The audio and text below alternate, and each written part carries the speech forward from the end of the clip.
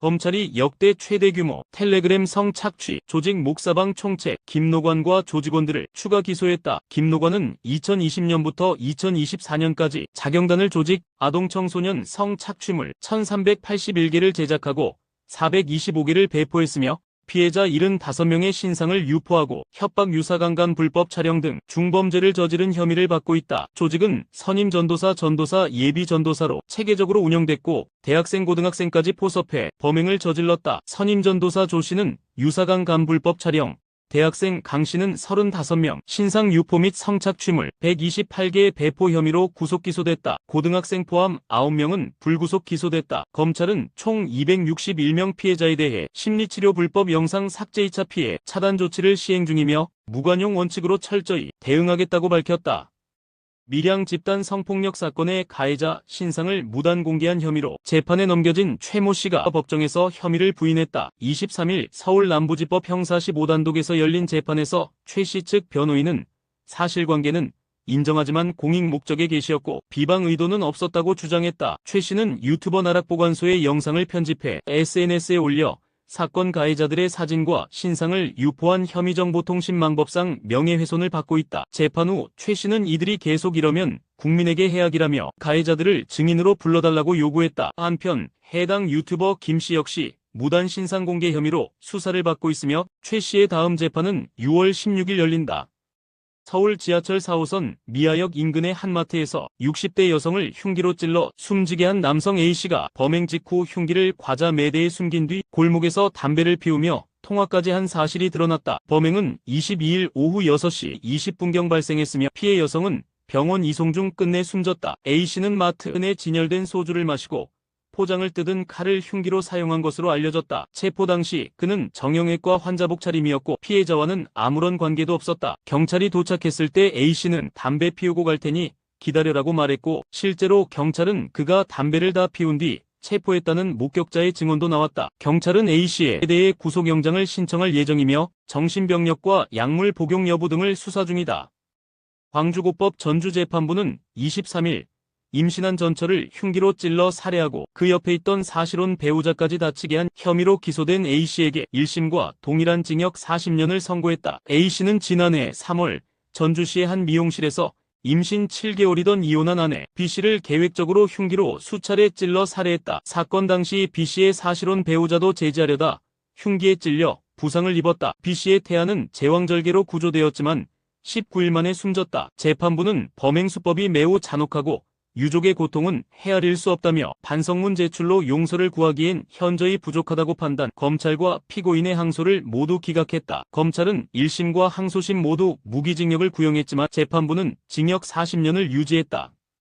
인천지법에서 아들을 야구방망이로 때려 숨지게 한 40대 A씨에 대해 검찰이 징역 10년을 구형했다. 검찰은 A씨가 엉덩이만 때릴 생각이었다고 주장했지만 실제로는 온몸을 무차별 폭행했고 피해자가 스스로 걷지 못할 정도로 건강이 악화됐다고 밝혔다. A씨는 체격이 크고 과거 야구선수 출신이었으며 폭행 강도는 매우 높았던 것으로 전해졌다. 그는 훈육의 일환이었다고 주장하며 선처를 호소했다. 피해 아동은 지난 1월 인천 자택에서 A씨의 폭행을 당한 후 외상성 쇼크로 숨졌다. 어머니 C씨는 범행 당시 자리를 비운 상태였으며 사건 직후 혐의 없음으로 송치됐다. 검찰은 죄질이 불량하다고 했지만 유족의 처벌 불원 의사를 고려했다고 덧붙였다. 선고는 추후 내려질 예정이다.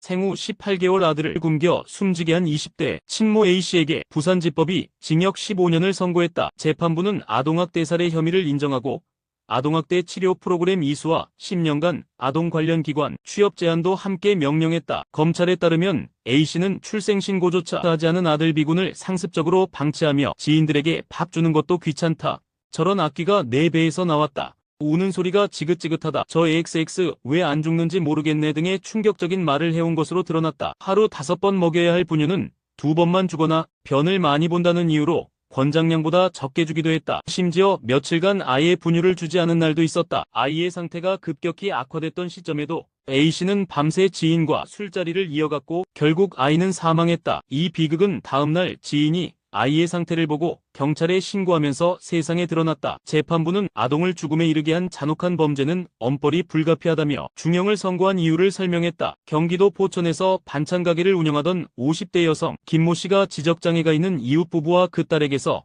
총 1억 2,400여만 원을 빼돌린 혐의로 불구속 기소됐습니다. 검찰에 따르면 김 씨는 2017년부터 2022년까지 A씨 가족의 통장, 카드 등을 관리해주겠다고 속여 계좌에서 수백 차례에 걸쳐 거액을 인출했습니다. 급여와 장애수당까지 모두 가로챘으며 보험도 무려 12건이나 가입시키고 수수료를 챙긴 것으로 드러났습니다. 심지어 가족 중 미성년자였던 딸의 통장까지 손을 댔습니다. A씨는 퇴근 후와 주말에도 김 씨의 가게에서 무급으로 일하기까지 했습니다. 이 같은 착취는 자활센터 직원의 제보로 드러났고 신고 후 2년에 걸친 수사 끝에 기소로 이어졌습니다. 김 씨는 모두 A씨 가족을 위해 썼다고 주장했지만 검찰은 자금 흐름과 정황상 횡령준사기장애인 복지법 위반 혐의로 판단했습니다.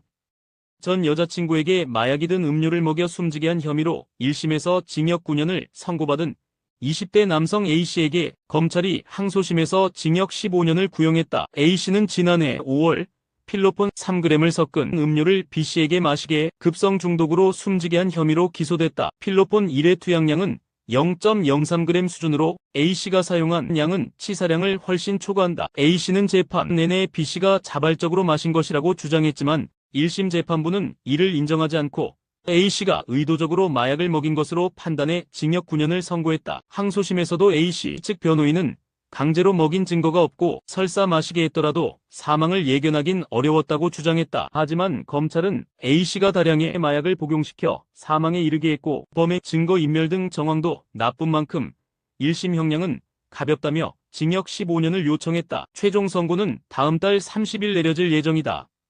전남 광양시 명당공원 앞 갯벌에서 물에 부른 고양이 사체가 잇따라 발견돼 경찰이 수사에 착수했다. 동물단체 카라에 따르면 지난 20일과 22일 사이 총 3구의 고양이 사체가 공원 일대에서 발견됐으며 일부는 통조림이 놓인 포획 틀에 갇힌 채 익사한 것으로 보인다. 카라는 누군가 고양이를 먹이로 유인해 고의로 익사시켰다고 주장하며 이는 명백한 동물 학대라고 강조했다. 발견된 사체 중 하나는 물을 잔뜩 머금어 무거웠고 다른 사체는 심하게 부패해 뼈와 가죽만 남은 상태였다. 이번 사건은 동물보호법 위반 혐의로 경찰에 고발됐으며 경찰은 잔혹한 학대 정황이 뚜렷하다고 보고 수사를 본격화할 계획이다. 한편 대법원은 최근 동물학대 범죄의 양형 기준을 강화해 잔혹한 수법이 포함될 경우 최대 징역 3년까지 선고할 수 있도록 기준을 마련했다. 카라는 시민 제보를 당부하며 포획 틀을 들고 다니는 사람을 봤다면 반드시 알려달라고 호소했다.